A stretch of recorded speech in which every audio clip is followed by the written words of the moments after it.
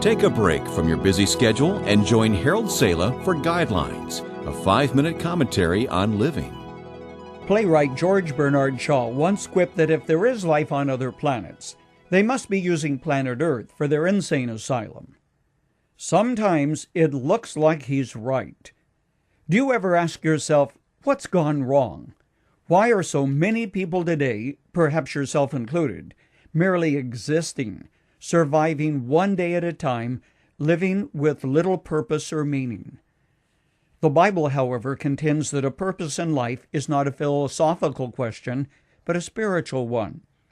While the secular world sees life as coincidental, an evolutionary happenstance, the Bible contends you were made in the image of God, by God, and for God, and to fulfill a purpose that He has for you. God's plan is better than your plan, friend, because He sees the end from the beginning, and you see only the dim future. That's why many without this knowledge end up taking their own lives.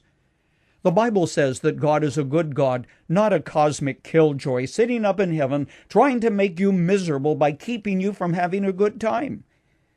But because He made you, He knows what will bring fulfillment and happiness and what will produce misery and heartache. That's why the Bible says, do this, don't do that. When everyone does what is right in his own eyes, and that's about where we are right now in society, there is chaos. God's plan is better than yours because His plan leads to life, and the world's leads to spiritual death. Twice the Bible says, there is a way that seems right to a man, but its end is the way of death.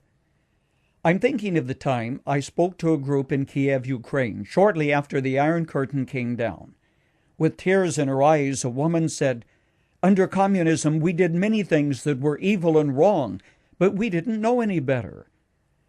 But what if God struck dead everyone, myself included, who had ever done anything wrong or evil with the full knowledge that what you were doing was wrong? Our plans lead downward. God's plans lead upward. Ours is the dilemma which Paul faced when he wrote that the things he didn't want to do were the very things he ended up doing, and what he wanted to do were the very things that were left undone. But, and here we turn the corner, God knew all of this, and that is why He sent His Son to lead us back home, to bring us into confrontation with God's plan and purpose. But there is forgiveness with you, David wrote, that you may be feared. That's good news. You mean I will never have to give an account to God for the abortion I had? A young woman once asked me. I had just been talking with her about the nature of God's forgiveness and how when God forgives, He wipes the slate clean as though something had never happened. Here's the story behind it. As a teenager, this young woman had gone to a YFC group, Youth for Christ group. She came to understand something of what God requires. But finding herself pregnant with 3 children at home and not wanting another and having no husband, she decided there was no other way. God's plan is better than yours, because as creator and architect, He knows what brings happiness and fulfillment in life. God not only forgives, but sent a shepherd to guide us back into the path of His plan and purpose.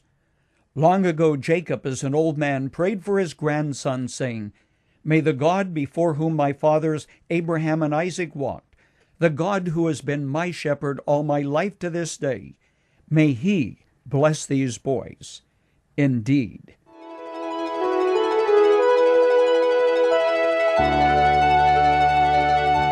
You've just heard Dr. Harold Sala with Guidelines, a 5-minute commentary on living. If you would like to listen to the program again, download a copy, subscribe to our e-commentary, or view other resources, visit guidelines.org. We would like to hear from you too. You can email us at info@guidelines.org. That's info@guidelines.org. Thanks for listening, and we invite you to join us again for the next edition of Guidelines.